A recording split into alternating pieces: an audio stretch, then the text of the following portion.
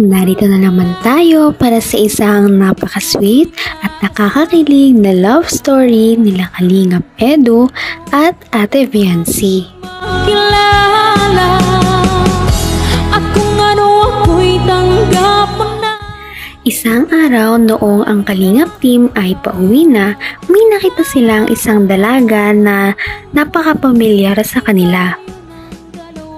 Hinantay muna nilang makalapit ang kanilang sasakyan sa babae at nung makalapit na ito ay totoo pala ang kanilang hinala kung sino ang babae. Ang pamilyar na babae nga na iyon ay si Viancy. Nagulat nga ang Kalingap team noong makita si Viancy sa daan na naglalakad dahil hapon na nga. Bukod dito ay nag-iisa lamang siya at wala siyang kasama, kaya naman bumaba ang Kalingap team kasama si Kalingap Edu para kausapin si Viancy. Noong makababa si Kalingap Edu ay tinanong niya agad si Viancy kung bakit siya naglalakad ng mag-isa. Oh. Ba't ka naglalakad? Wala po talaga. Wala po. Ha? Naglalakad po. Ang bihiya. Mapapagod ka niyan. Di ba delikado dito, Viancy? Ay, hindi po. Sanay na po ako ng lakad. Kaya mo, halos walang tao dito. Baka mapano ka niyan. Wala naman po dito na daan ng sasakyan, kaya naglalakad po talaga. Kahit na. Talaga namang napakasipag ni Viancy mag-aral kahit na araw-araw ay ganun ang nilalakad niya. 2 oras siyang naglalakad makapunta lamang sa school at ganoon din kung pauwi. Kaya naman hindi talaga maiiwasang maawa sa kanya ang Kalingap team at ang mga viewers. Sakay tayo. Malapit na po. Bihira. Hihilahin kita. Hindi ka sumama. Ano?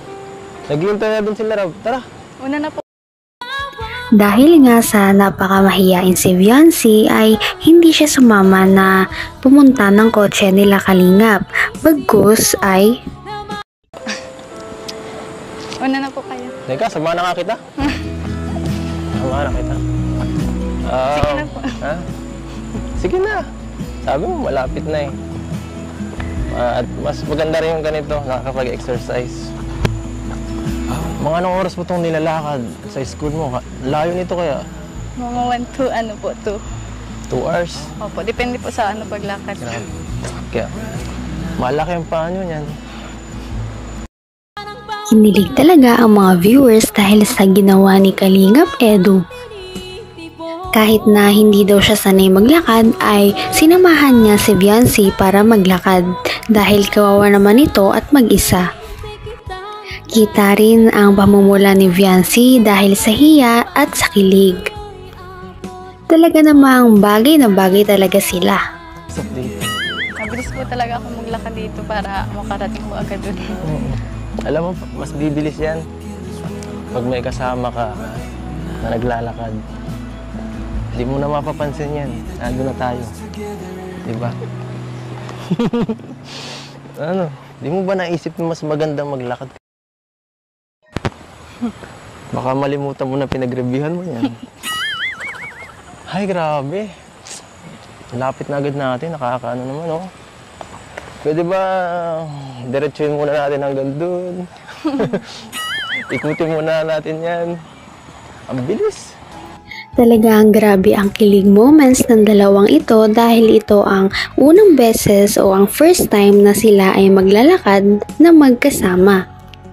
Sa kanilang paglalakad ay nagkukwentuhan lamang sila ng kung ano-anong bagay para naman mas makilala nila ang isa't isa at para na rin mawala ang hiya ni Viancy kay Kalingap Edu.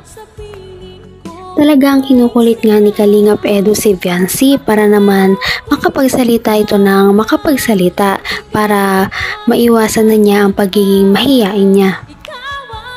Kapag nagtuloy-tuloy sila ng ganitong pag-uusap ay tsak na magiging komportable talaga si Viancy sa kanya. Dahil magkasama sila ay hindi na nila namalayan ang oras at ang haba ng kanilang nilalakad dahil nandun na pala sila sa bahay ni Ate Viancy. Teka lang. Teka lang. Ano? Ano?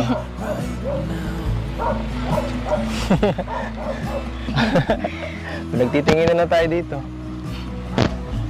Ah. Anong ginagawa? Naglalaro siguro tayo. No? Ha? Pilit mo muna tayo. Nasa gitna na tayo. Grabe na talaga ang pagpapakilig ni Kalingap Edu kay Viancy. Kaya naman, pulang-pula na talaga si Viancy at tinatago na lang ang kanyang mukha sa kilig. Pagkarating ng bahay ay pinagsilbihan agad ni Viancy ang kanyang mga bisita. Binigyan niya muna ng tubig si Kalingap Edu at ang nagkakamera sa kanila. Napakamaalagain at maasikaso talaga ni Viancy sa kanyang mga bisita, no? Pagkatapos naman noon, napansin ni Kalingap Edu na parang may tumutunog sa kanilang kusina at tinignan niya si Viancy kung ano ang kanyang ginagawa.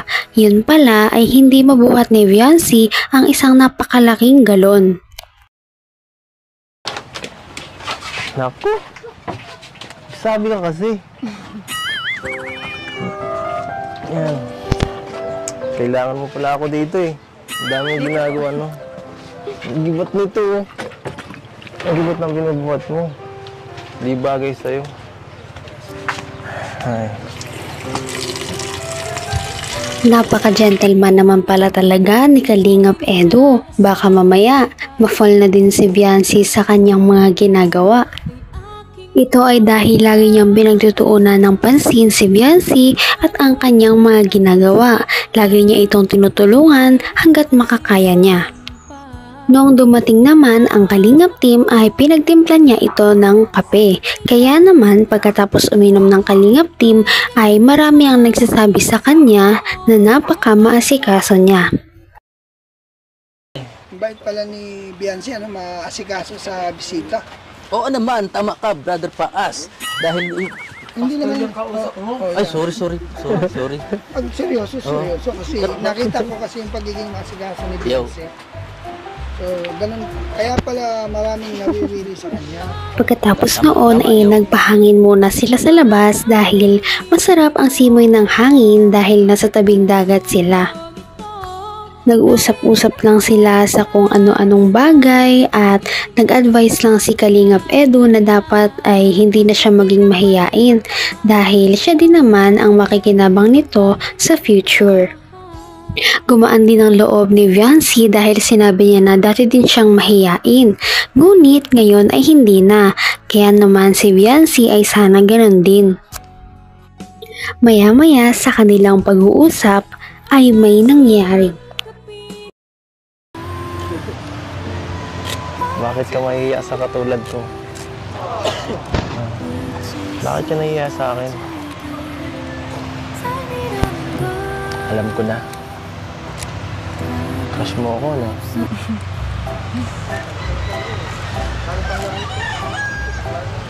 Pag tumawa, oo.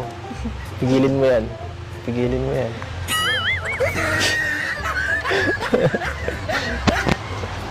Binigilan mo talaga. Ay, nako. Joke lang. Gusto ko lang maging komportable ka. Naku, si Kalingap Edu talaga. Joke ba talaga yon or totoo na? Kinabahan tuloy at kinilig si Viancy sa mga sinabi ni Kalingap Edu. Tila nagpaparamdam na nga siya ng kanyang tunay na nararamdaman sa dalaga.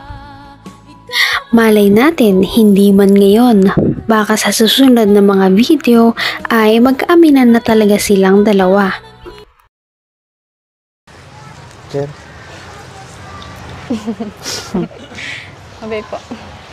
Ingat po kayo. Kamay ko po.